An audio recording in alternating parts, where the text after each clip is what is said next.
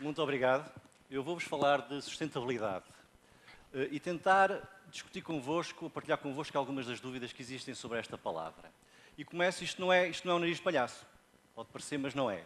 Isto é um cravo vermelho. E o cravo, durante muito tempo, uma parte da minha vida, era fundamentalmente um símbolo de amor, talvez de namoro. Era uma flor que se colocava nos manjericos e que os namorados davam às namoradas.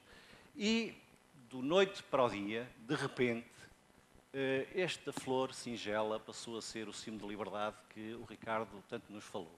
Para mim foi a liberdade aos 12 anos. E, portanto, há esta passagem de amor para a liberdade, duas palavras muito positivas, talvez seja difícil encontrar outras palavras tão positivas como estas duas, mas de facto duas palavras muito opostas, não é? Porque o amor é uma coisa, a liberdade é exatamente talvez o oposto, o amor confronta muitas vezes a liberdade.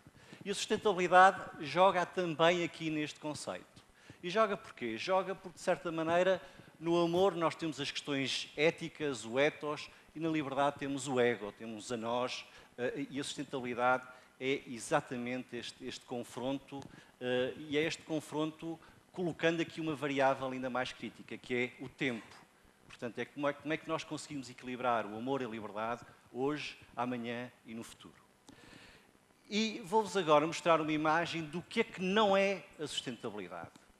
Tenho que reconhecer que a primeira vez que eu procurei na minha memória esta imagem foi para procurar uma imagem que podia ser a sustentabilidade. De facto, esta imagem mostra um equilíbrio, é um quadro fantástico, que eu tive a oportunidade de ver há muitos anos em Paris. Tenho uma luz extraordinária, tenho o luar, tenho uma mulher reclinada, tenho um músico que se vê aqui a tocar música, temos a tocar flauta, temos ali os animais num equilíbrio incrível, mas de facto isto não é sustentabilidade. Porquê que não é sustentabilidade? Por vários motivos. Primeiro, porque isto é uma obra de ficção. É uma ficção, eu não quero que a sustentabilidade seja uma ficção. Depois, porque estamos perante um quadro que se chama O Sonho. E é o expoente máximo de um estilo de pintura que é o naif, a ingenuidade, e de facto eu não quero que isso seja a sustentabilidade.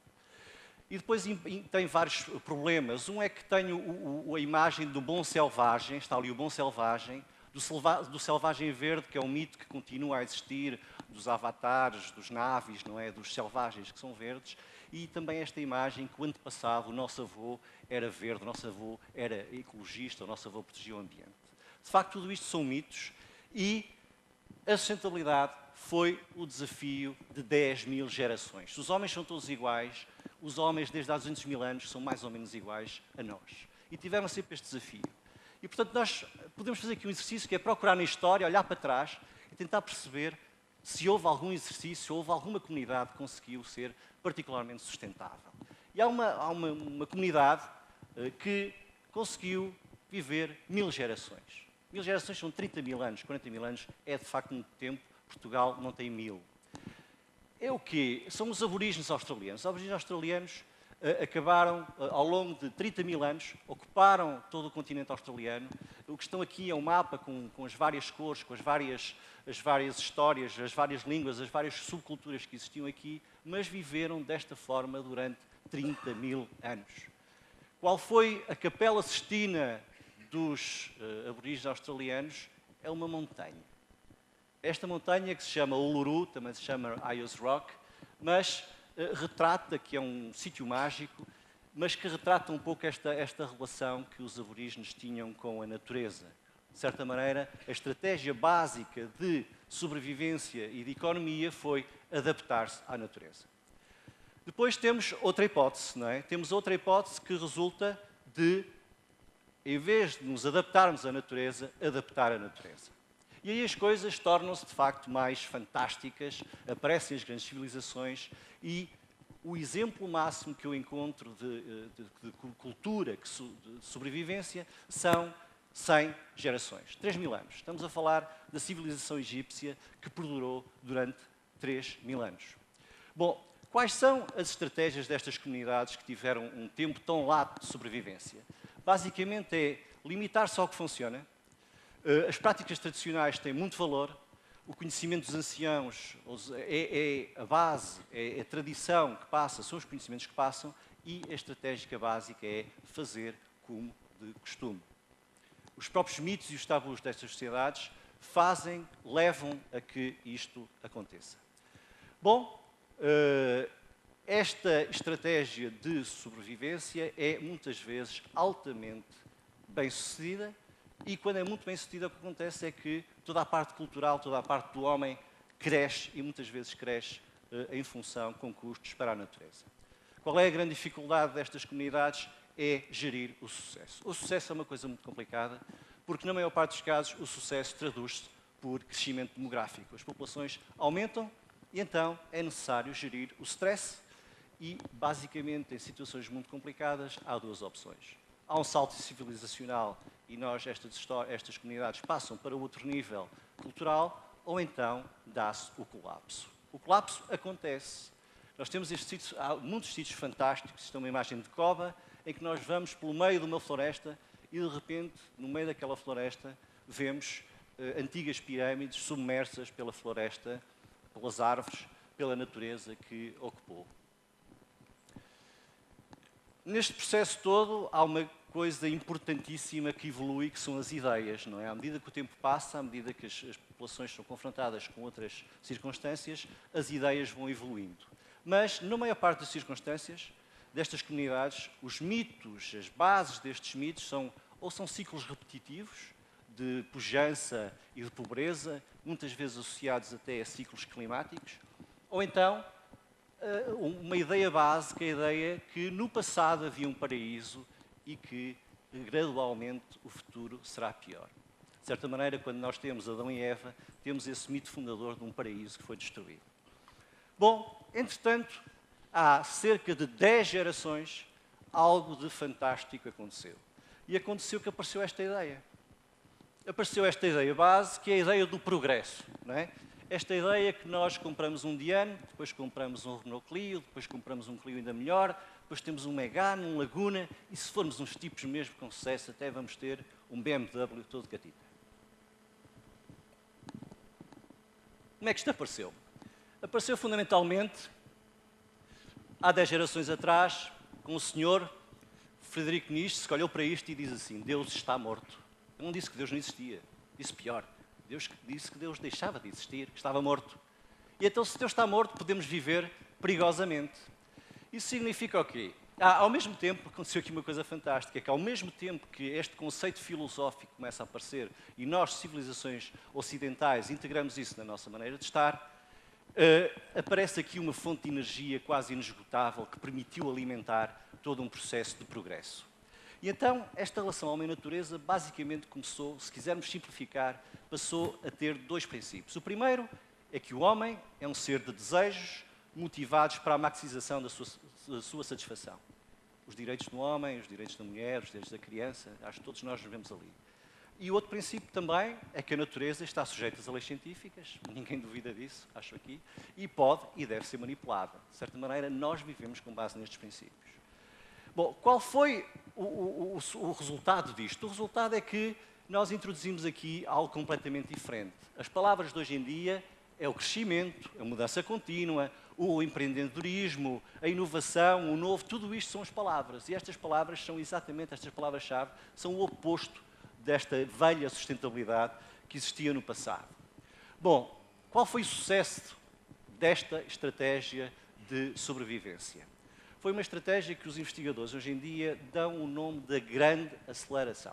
É o que nós vivemos nas nossas vidas, todas as pessoas que aqui estão, nós vivemos este processo de grande aceleração muito bem demonstrado por este gráfico. Este gráfico mostra a evolução da população mundial desde menos 10 mil, portanto, temos aqui, o ano zero está aqui, menos 10 mil, mais ou menos quando aparece a agricultura, quando a agricultura é inventada e o presente. Nós podemos ver estes gráficos em muitas outras variáveis que poderíamos representar. E vou-vos dar dois números para mostrarem o ponto da situação em que nós estamos. O ponto da situação é este. Em 2007, nasceram neste planeta, e que nós saibamos em mais nenhum, 75 milhões de bebés. E neste planeta, em 2007, fizeram 73 milhões de carros novos. Certo? Significa que, para além do cartão único, não é, podiam dar à saída da maternidade uma carta às crianças. Há ali 2 milhões de crianças, coitadinhas, que nascem sem carro. Mas, reparem, o que é que isto significa? Significa que apenas para estacionar estes veículos novos, que é preciso estacioná-los algures, nós temos que conquistar todos os anos 730 km² de terreno.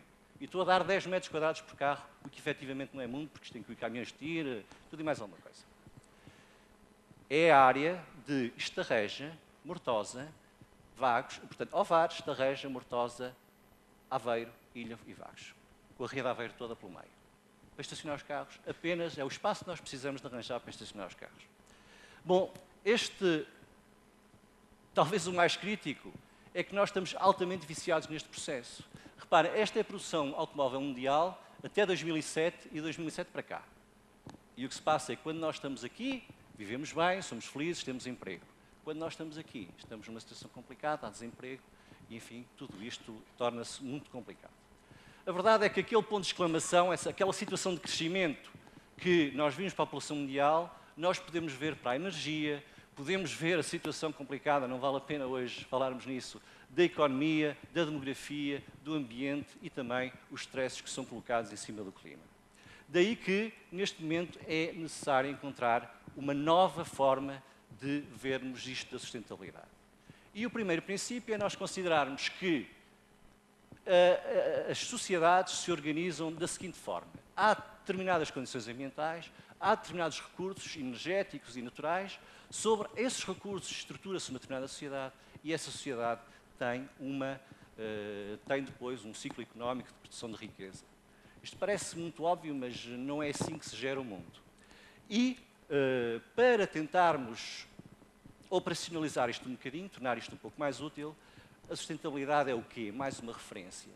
Temos estes 3 ciclos, não é? Temos a prosperidade económica, temos a proteção ambiental, temos o desenvolvimento social e temos também aqui alguns pontos de intermédios. É a coeficiência, este muito importante, que é este sentido de pertença, não é? A minha ria, a minha praia na Costa Nova, este sentido, este equilíbrio entre o social e o ambiental, e depois a saúde social. Estamos a falar de uma sociedade com emprego, com equilíbrio, com saúde, e, portanto, a sustentabilidade é, no fundo, o ponto de encontro destas várias vertentes. É isto que é a sustentabilidade.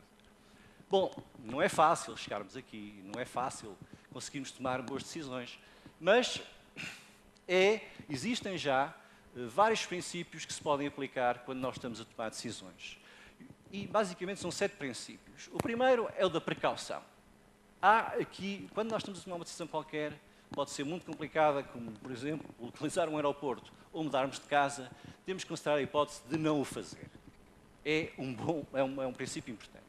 O segundo é da equidade intergeracional, que é esta lógica de nós pensarmos não só nas consequências de hoje, mas pensar nas consequências daqui a 20 anos e programar os efeitos que possam acontecer daqui a 20 anos. A integridade ecológica, a equidade e qualidade de vida, aqui a componente social muito importante, a questão da eficiência energética, eficiência social, eficiência ambiental e também a questão da democracia e da governança. O que é isto da democracia e governança? O que se passa é que as pessoas têm que participar, no fundo estamos aqui um pouco a chegar à regionalização, nós temos que participar nas decisões que nos dizem respeito. E de facto o que se passa é que é difícil a sustentabilidade coincidir com situações deste género. As pessoas têm que participar nas decisões que lhe dizem respeito. E o último princípio, que não é o menos importante, é a integração. É nós conseguirmos fazer isto tudo ao mesmo tempo e, portanto, arranjarmos mecanismos que permitem fazer todas estas tarefas sem darmos nenhuma prioridade em particular a uma delas.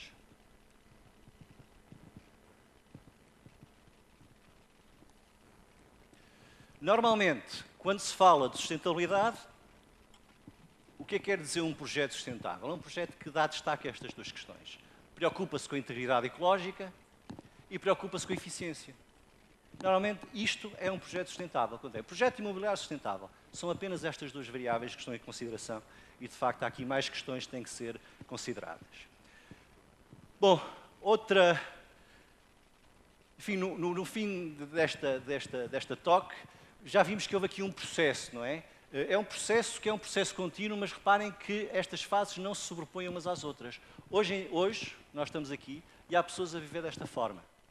Há pessoas a viver desta forma e das várias formas possíveis, não é? Portanto, temos homens e mulheres iguais a nós, neste momento, adaptados à natureza e que não têm o tipo de preocupações que nós temos e o tipo de alterações que nós temos que fazer. A sustentabilidade, eu só queria que vocês ficassem pelo menos com uma ideia destes 18 minutos. É que existe um pouco esta ideia que a sustentabilidade parece que é uma espécie de uma coisa de beneficência, não é? É como ajudar a velhinha a atravessar a rua. Nós temos que ajudar a velhinha para sermos simpáticos, temos que ser sustentáveis. E, de facto, não é uma questão de beneficência. Sustentabilidade não rima com beneficência, mas tem que rimar com inteligência. É uma questão de inteligência. E o processo que nós temos aqui à nossa frente é um processo de transição. Transição para alguma coisa que nós não sabemos, mas esse vai ser o grande desafio dos próximos 50 anos, que vão ser difíceis talvez, mas fascinantes. E é de facto o trabalho da geração que está aqui em cima desta mesa, que está aqui em cima deste palco e que está desse lado, que é trabalharmos para a sustentabilidade. Muito obrigado pela atenção.